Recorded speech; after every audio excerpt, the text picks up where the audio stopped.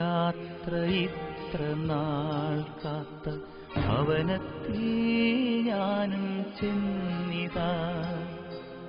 പോകുന്നേ ഞാനും എൻ ഗൃഹം തേടി ദൈവത്തോടൊത്തുറങ്ങിടാൻ. എത്തുന്നേ ഞാനെൻ നാഥന്റെ ചാരി പിറ്റേന്നൊപ്പമുണർന്നിടാൻ.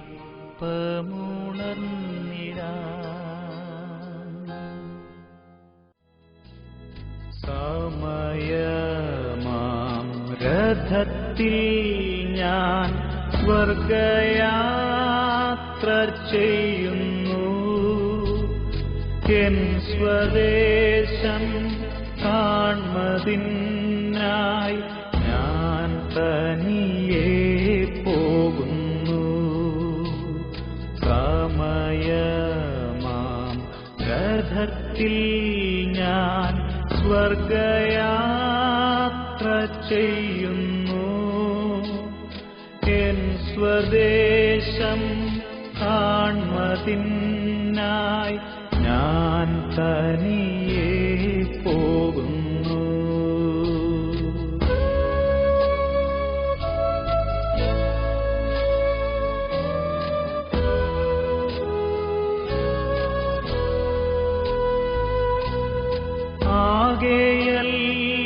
ആകെയൽപ്പനേരം മാത്രം എന്റെ യാത്ര തീരുവാൻ. ആകെയരനാഴിക മാത്രം ഈയുടുപ്പു മാറ്റുവാൻ. സമയമാം രഥത്തിൽ ഞാൻ സ്വർഗയാത്ര ചെയ്യുന്നു. എൻ സ്വദേശം കാൺമതിനായി ഞാൻ തനിയെ പോകുന്നു.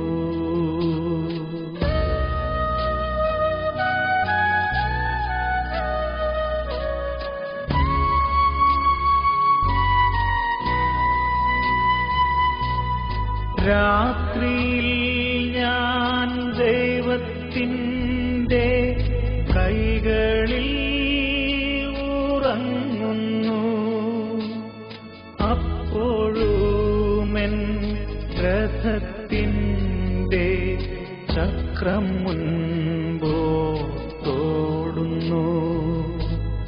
സമയമാം രഥത്തിൽ ഞാൻ സ്വർഗയാത്ര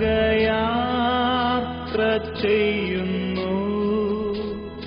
എൻ സ്വദേശം കാൺമതിനായി ഞാൻ തനിയെ പോകുന്നു.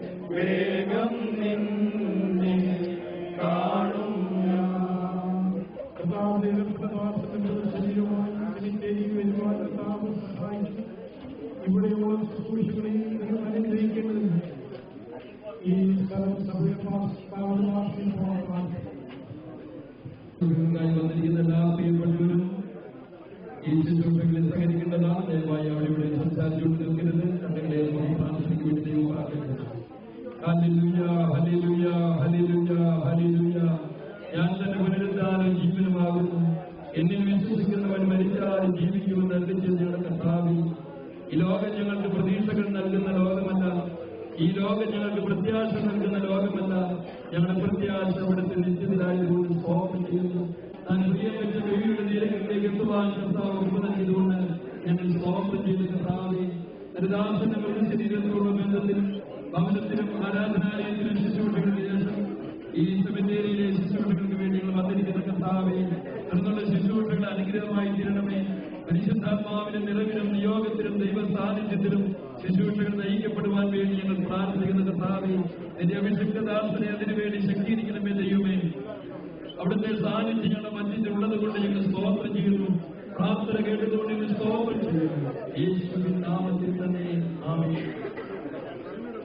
ദയവായി അടക്കം ചെയ്തു എന്ന് ദൈവത്തിന്റെ വചനത്തിൽ നാം കാണുന്നത് പോലെ ഭക്തിനിർഭരമായ അന്തരീക്ഷത്തിൽ കഴിഞ്ഞ 45 വർഷങ്ങൾ കർത്താവിനെ സേവിച്ച അനുഗ്രഹിക്കപ്പെട്ട ദൈവദാസന്റെ ഭൗതിക ശരീരം ഇവിടെ മറവുകയാണ്. ഇവിടെ വായിക്കുന്ന വേദപുസ്തകത്തിലെ വാക്യങ്ങൾ മരണാന്തര ജീവിതത്തിൽ മനുഷ്യനുണ്ടാകുന്ന മാറ്റങ്ങൾ ധന്യനായ പൗലോസ്, നമ്മുടെ വായിച്ചവിടെ കർത്താവൊക്കെ ആധികാരികമായി പറഞ്ഞിരിക്കുന്ന ഈ വേദഭാഗങ്ങൾ വായിക്കുമ്പോൾ കേൾക്കുന്ന പ്രിയപ്പെട്ടവർക്ക് പരിചയത്തിലുള്ള ഒരു വാക്യമായി തോന്നാതെ നമ്മെ തന്നെ ഒന്നുകൂടെ പരിശോധിപ്പാനും ഒന്നുകൂടെ സമർപ്പിക്കാനും നമ്മുടെ പ്രത്യാശ ഒന്നുകൂടെ വർദ്ധിച്ചു വരുവാനും അത് കാരണമായി തീരുന്നു. തെസ്സലോനിക്കയിൽ 3 ആഴ്ചവട്ടങ്ങൾ മാത്രം കർത്താവിന്റെ വേല ചെയ്ത ധന്യനായ പൗലോസ് അവിടെ മരിച്ചുപോയ വിശുദ്ധന്മാരുടെ ഭാവിയെക്കുറിച്ച് ആകുലചിന്തരായവർക്ക് വേണ്ടിയാണ് തെസ്സലോനിക്കയിലെ ചില ഭാഗങ്ങൾ എഴുതിയത്. മരിച്ചവരെക്കുറിച്ചും മരണാനന്തര ജീവിതത്തെക്കുറിച്ചും കൊരിന്ത്യലേഖനത്തിൽ പൗലോസ് എഴുതിയ ചില വേദഭാഗങ്ങൾ പ്രാരംഭമായി വായിക്കാം. 1 കൊരിന്ത്യർ 15-ാം അധ്യായം 12 മുതൽ 28 വരെയുള്ള വേദഭാഗങ്ങൾ കർത്തൃദാസന്മാർ വായിക്കുന്നതായി. ഉയർത്തുവെച്ചും പ്രസംഗിച്ചു വരുന്ന അവസ്ഥയ്ക്ക് മരിച്ചവരുടെ പുനരുത്ഥാനമില്ല എന്ന് നിങ്ങൾ ചിലർ പറയുന്നത് എങ്ങനെ? മരിച്ചവരുടെ പുനരുത്ഥാനമില്ല എങ്കിൽ ക്രിസ്തു ഉയർത്തെഴുന്നേറ്റിട്ടില്ല.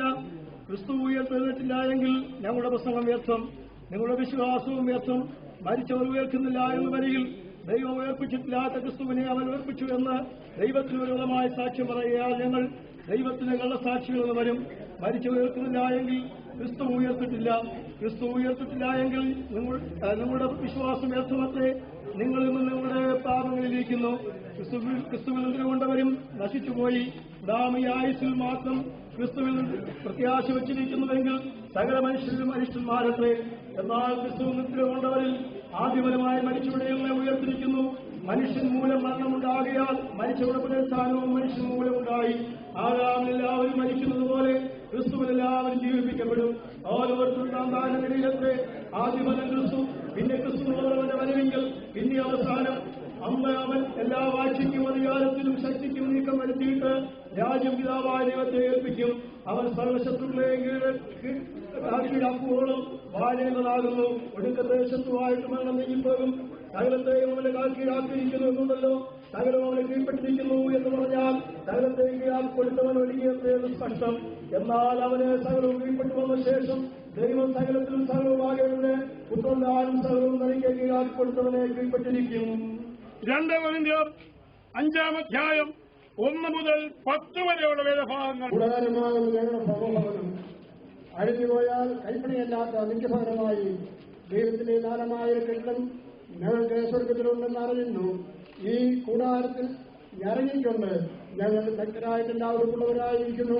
എങ്കിൽ സ്വർഗീയമായ ഞങ്ങളുടെ പാർപ്പിടം അതിനുമേലെ ധരിപ്പാൻ വാഞ്ചിക്കുന്നു.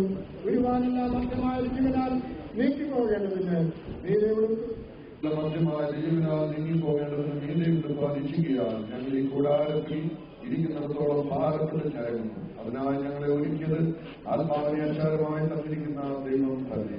ആകയാൽ ഞങ്ങളെല്ലായ്പ്പോഴും ധൈര്യപ്പെട്ടും ശരീരത്തിൽ വസിക്കുമ്പോഴൊക്കെയും കർത്താവിനോടകന്നു പരദേശികളായിരിക്കുന്നുവെന്ന് അറിയുന്നു.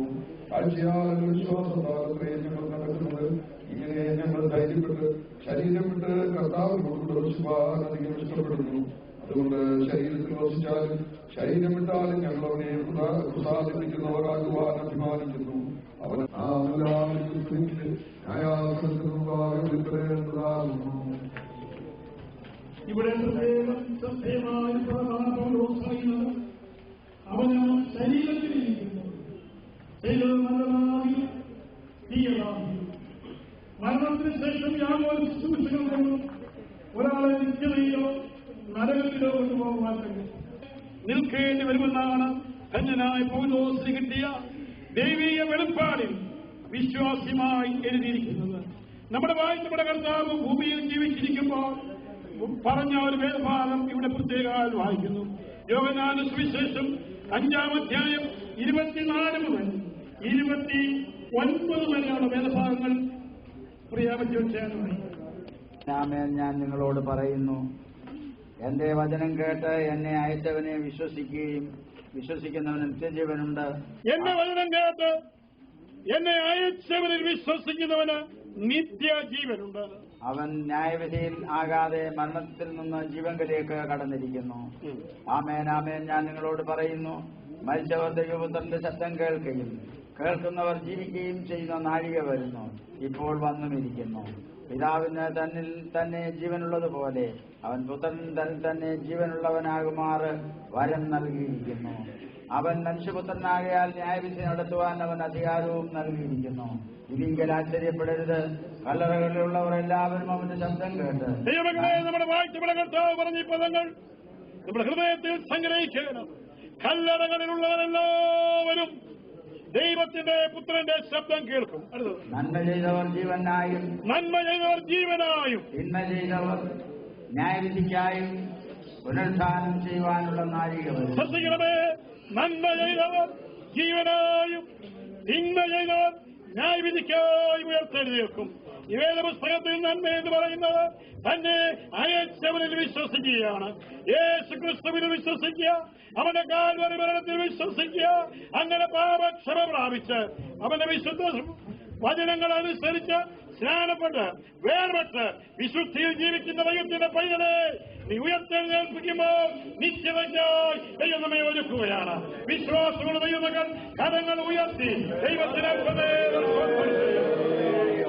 കൃപയാൽ നമ്മുടെ പ്രിയ ഭക്തൻ യേശു ക്രിസ്തുവിനെ രക്ഷിതാവായി സ്വീകരിച്ച് ദൈവത്തിന്റെ കൽപ്പനകൾ അനുസരിച്ച് ക്രിസ്തുവിൽ ജനിച്ച് ക്രിസ്തുവിൽ ജീവിച്ച് ക്രിസ്തുവിൽ മരിച്ച ഭക്തനായ ദൈവഭക്തൻ നിത്യതയിൽ നന്മയിലോ നിത്യജീവനായി ഉയർത്തെഴുന്നേൽക്കുമ്പോൾ ഈ കല്ലറകളെ പൊട്ടിച്ച് ഉയർത്തെഴുന്നേൽക്കുന്ന വിശ്വാസമുള്ള ദൈവമക്കൾ കരങ്ങൾ ഉയർത്തി ശ്രമിച്ചതിൽ പ്രത്യാശയോടെ ദൈവത്തിന് ധന്യനായ തെസ്സലോനിക്കയിൽ 4-ാം അധ്യായം 13 മുതൽ 18 വരെയുള്ള ഭാഗങ്ങൾ കർത്തൃദാസൻ പറയും.